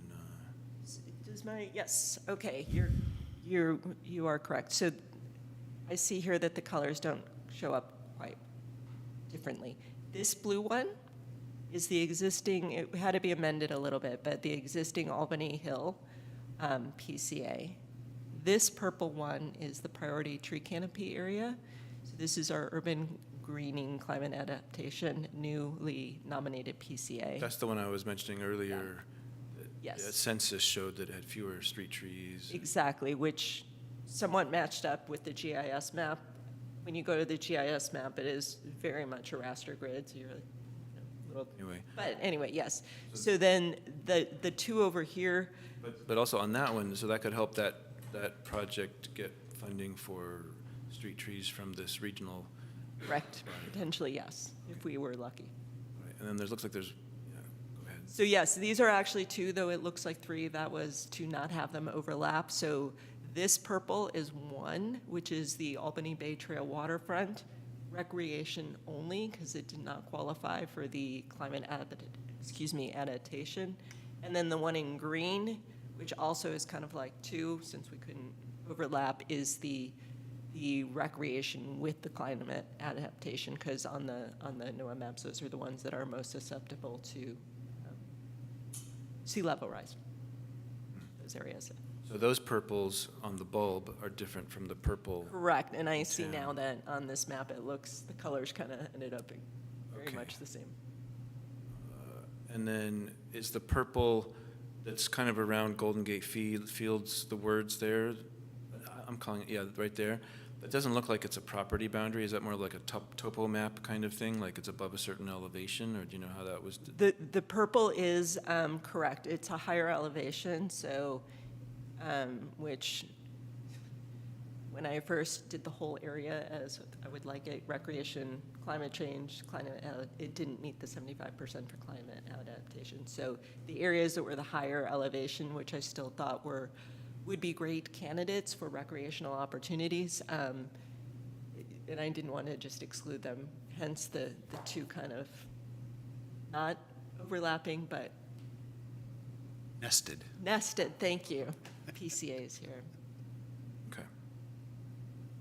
And that's, of course, East Bay Regional Park property there, but that's not an issue. You some of it's just work private. together or whatever. That was Exactly. Private so- property, some of it's. Correct, so Parks. part of this is East Bay Regional Park, and then part of it is also the city, so the neck and the bulb, so, yes. Questions? Any public comment? No hands raised online. Hands raised. Them count to 3, 1, 2, no hands raised. Okay. Discussion? So the whole point of this is to open up sources of revenue, of grant funding. Yeah, okay. Discussion. No, Oh, that's fine. I think it's great. No complaint.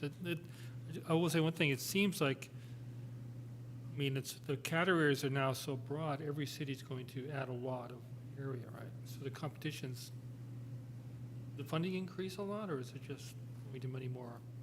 I don't think the funding has increased. I think, yes, the categories increased a lot, obviously, I shouldn't say obviously, but really to kind of react to kind of modern day, what we think of conservation and equity.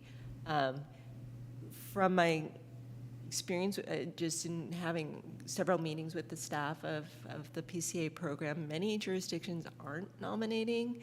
I think just due to time or workload. I have to say I was a little bit in the camp until I was like, wait, why would I pass this up? You know, kind of a no-brainer. So I think there will be some competition, but I thought they can't say no to us if we don't have even an application in. So let's try. I just guess I had a brief question. Is there like future plans for Albany Bowl? Because I see here that like a lot of the other ones have very distinct, like the street, for example, the street tree master plan, right? We've discussed that here. Is there like future where we're going to discuss Albany Bowl plans? Is that? I'm going to turn that over to your staff liaison. I'm going to turn it over to the Community Development Director. I'm going to turn it over to Leslie. So about 8 or 9 years ago, we prepared what we called a transition plan for the bulb. Since that time, the vision in that plan was that it would transition, the bulb, Albany City's portion of the bulb would transfer to the East Bay Regional Park District. There hasn't been any movement towards accomplishing that. I think generally speaking, the idea at the moment, our operating idea is to keep it as it is. And there are some regulatory issues that we're dealing with out there because it is a landfill and it's uncapped, and we're dealing with regulatory agencies all the time about that. But there's no active improvement plan to modify the bulb at all. I don't know if you wanted to add anything more. I think that covers it. From an operations side, we go through and do our normal maintenance work. There's trash. We do some vegetation control, and when we get alerted to like rebar and things like that sticking up, we deal with that. So it's more of maintaining what's there, not necessarily improving it. Thank you. The answer is no. Okay. All right. Any other discussion? Yeah. I just want to say thank you for being proactive on this. And it seems like just given the location and the geography, it'd be a great project potentially for them to support, right? So hopefully we'll get some funding from this. Thank you. Well, does anybody want to give an official thumbs up? Have a motion? I move that we, what would it be, recommend that the commission adopt the resolution nominating these new PCAs. Second? Excellent. All right. Commissioner Chan? Yes. Commissioner Chang Frank? Yes. Commissioner Kent? Yes. Commissioner Martin? Yes. Commissioner Sardinas? And Chair Abbott? Yes. Thank you. Thank you so much. It was great to be here this Thank you. Thank you for waiting through all that training. Hope you learned some stuff. Okay, moving on now. You had to do it twice, huh? Item 5.2, expenditure of sugar sweetened beverage tax. This is following up on and this is our last meeting on this, right? This now, the recommendation goes to. Yes, so I rushed it last time because I thought it was going to come to last. Okay. The last council meeting was that Monday.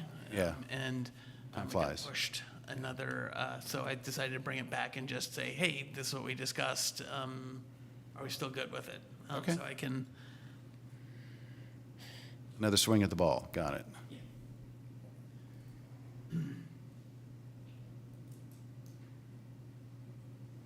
All right.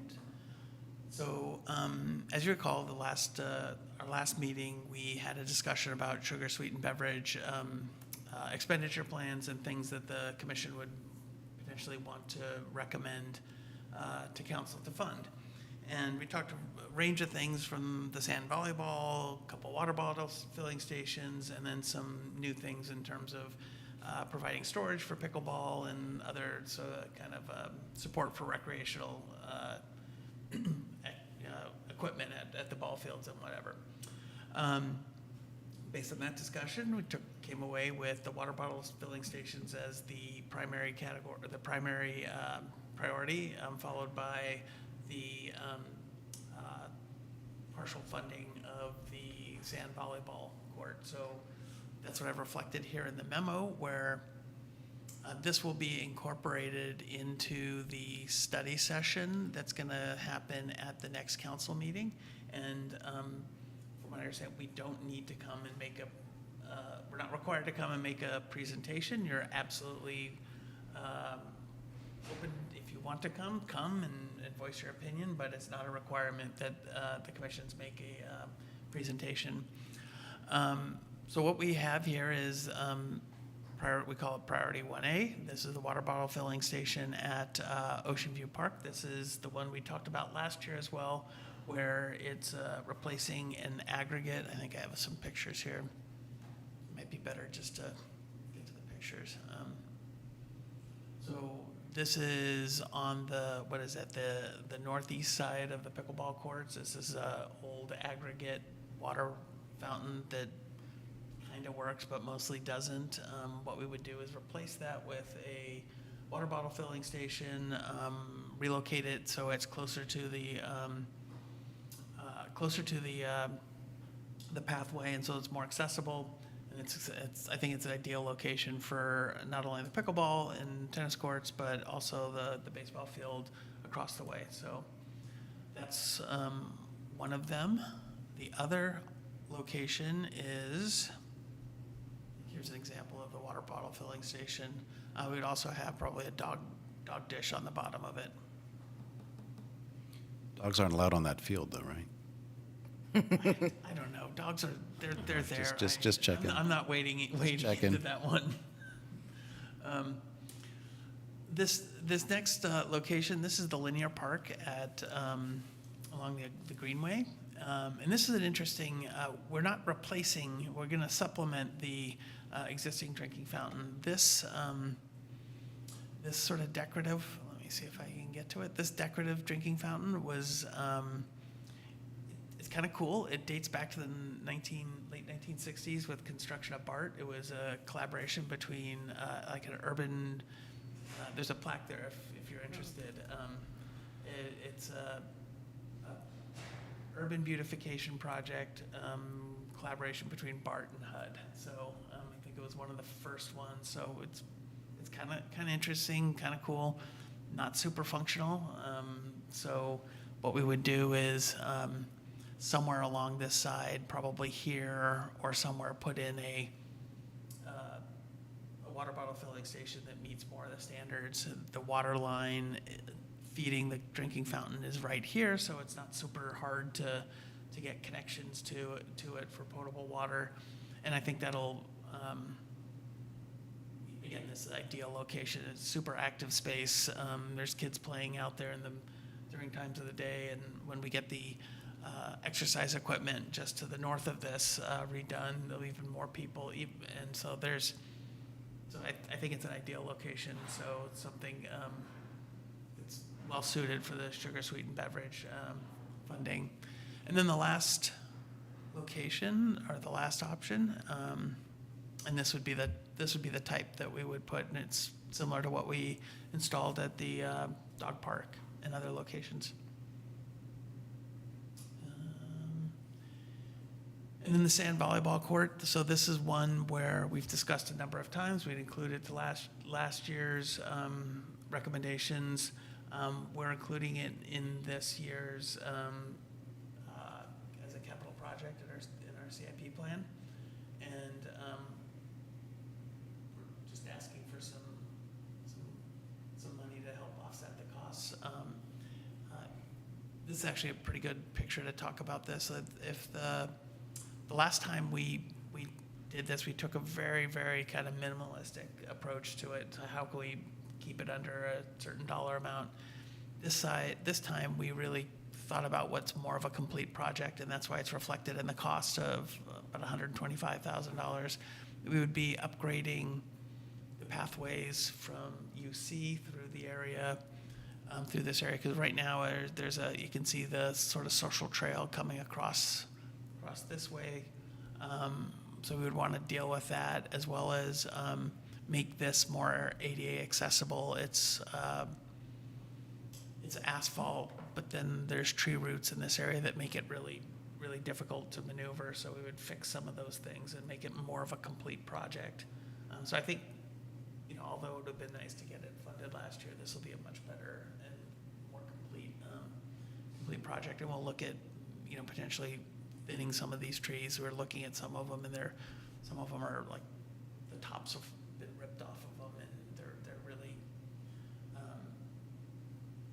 these will come and talk to you guys about. But there's some work we can do to make this better for everything. So those are the 3 projects. And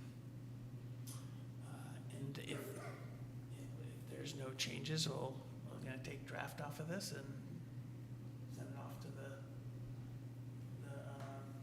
Council. Sure, the study session. Yeah. So any questions on this? Yeah. Would that ADA path be paved? So it is, right now, it already is paved. There's some AC, but the grades get kind of wonky with the roots pushing up. So we would probably, in all likelihood, take out some paving and maybe pave in a place that is not paved. Questions? No? Quick. So the drinking fountains also need to connect to wastewater, right?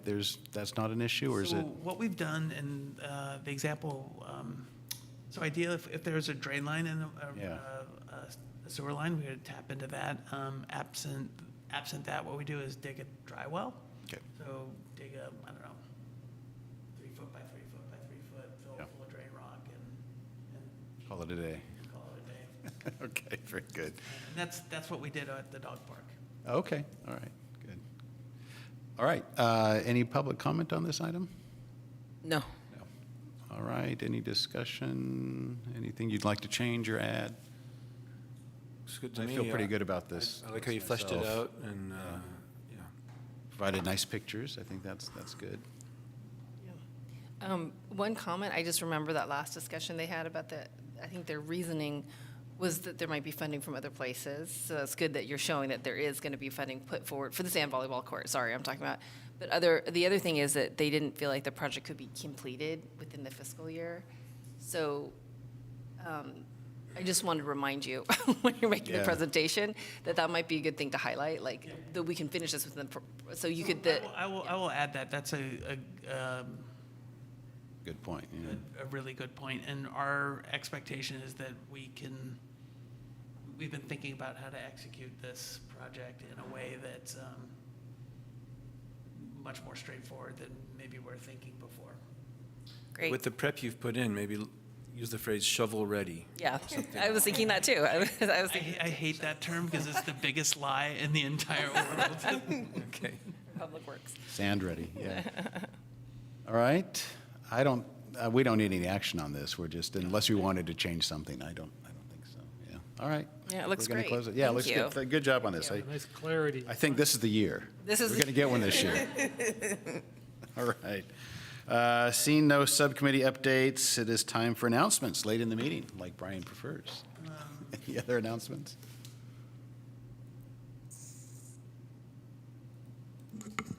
I do have announcements. Did anyone else have any announcements that they wanted to? I just wanted to mention one thing, and the reason I was running so late, I actually drove here. I never drive here. It was because I had computer problems. I was trying to print it out, could not get it printed out. But on, I think, May 25th, there's a presentation at the Community Center on native trees that are good for the area. Does that ring a bell to Yes, anybody? May 25th. I just wanted to mention May 25th. I did, yes. Anyway, I just wanted to say that sounded like, I mean, it might be interesting that we could go and not talk together, but talk to the person about it.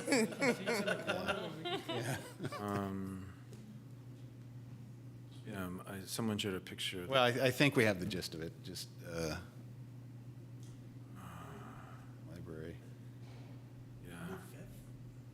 Not ringing a bell? It's not on our calendar. Well, I don't think it's an official city, I think it's at a city facility, but I don't think it's a city presentation. I want to say that Margot and John might be speaking at that Okay, event, okay. but I don't recall the date. All right. Anyway, any luck? Not yet. All right, well, any other announcements? Maybe we can come back. Yeah, one other quick one was that just Tricia, who was trying to call in and wasn't able to, earlier today, she posted on the News for Albany Facebook group, which is open to there's no restrictions on it. Anybody who Googles News for Albany Facebook or something can view whatever posts are there, and they can see something that pictures she's posted Okay. for with Carol Fitzgerald in mind. Nice, thank you. I have a couple. Yeah, please. So one of the things we have, let's see if I can.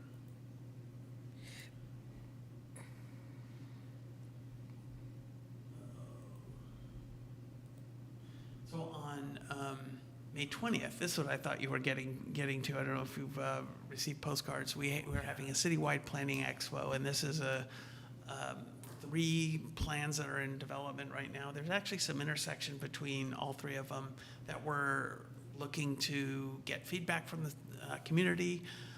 This is the active transportation program, street tree management plan, which we are looking to have on next month's agenda, as well as the watershed management plan. These are three plans that are in development by both Public Works and Community Development staff. So we're going to kind of have an all hands on deck sort of expo where we're going to have staff, our consultant teams, and it'll be a good time to learn more about the plans as well as provide feedback. And so this is, May 20th from 5:30 to 7:30 at the community center. Tuesday. Yes, it's a Tuesday. I did hear some questions from the public about, for example, the active transportation plan portion, because there already was something at the community center with the butcher paper and maps and people making all sorts of comments and suggestions for the active transportation plan. So people were wondering in what ways this might be different.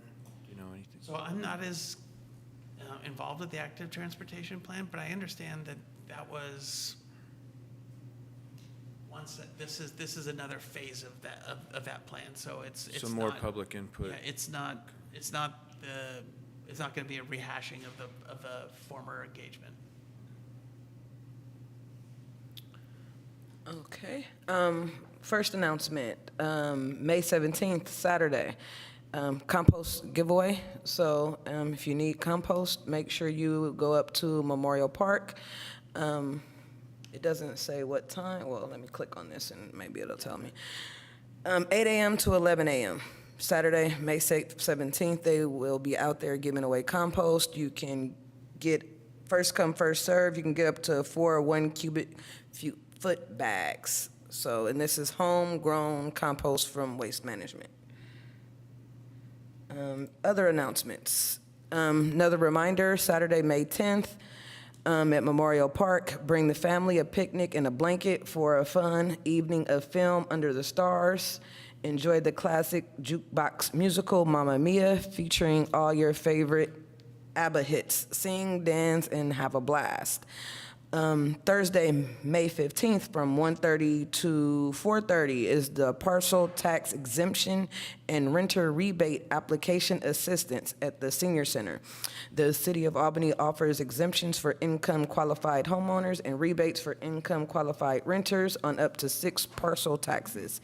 Applications are accepted year-round. Homeowners applying by June 1st will have the parcel taxes removed from their property tax bill.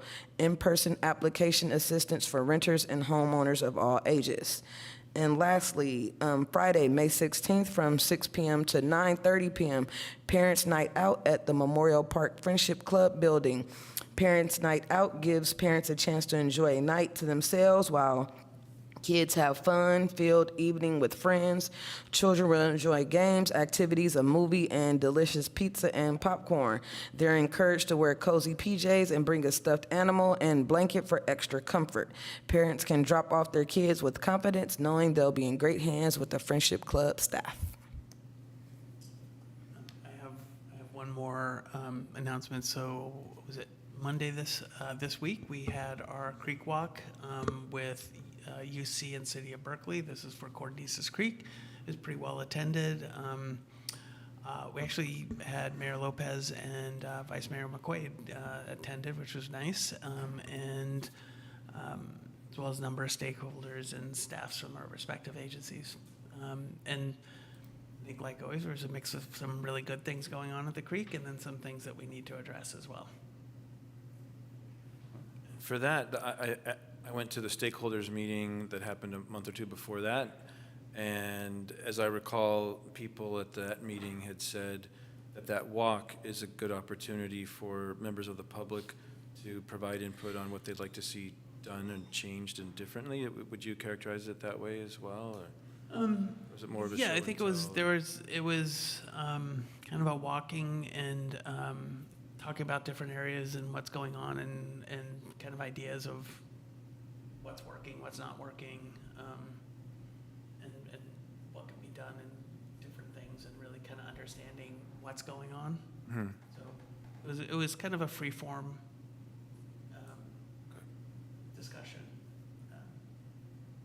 Right. And then I actually did find the information. Oh, excellent. Thank you. About Good.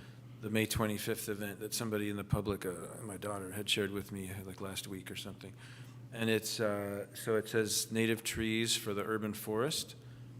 It says Sustainability Sundays is what the category is. Sunday, May 25th, 3 to 5 p.m., Albany Library. This presentation will explore the importance of integrating native tree species into the urban forest, including street trees, park trees, city landscapes, and home gardens. Led by Elizabeth Lanham, consulting arborist, the talk will highlight the ecological and aesthetic benefits of using native species while addressing the practical considerations necessary to create a resilient and thriving urban tree ecosystem. All right. Great. Thank you. Seeing no more announcements, I think that we can adjourn this meeting. Oh, was there more? I just want to maybe give you a heads up on Future agenda items. future Now, agendas. Not in the agenda, though. Oh, it's bundled in. Yes. See? Should at least be bold. Okay, very good. How about some future agenda items? So on June, we're looking to bring the street tree management plan back, and that'll be the main event. And then I'm looking at kind of a handful of other things to supplement. It'll likely be either a parks or a rec update, and potentially some other updates as well. So realizing that street tree management plan is probably a pretty heavy thing. We don't want to book it up too much. Good. Any other, I don't think anything came out of this meeting for a future agenda item. Yeah. Thank you very much. Shall we adjourn this meeting? For real this time? Great.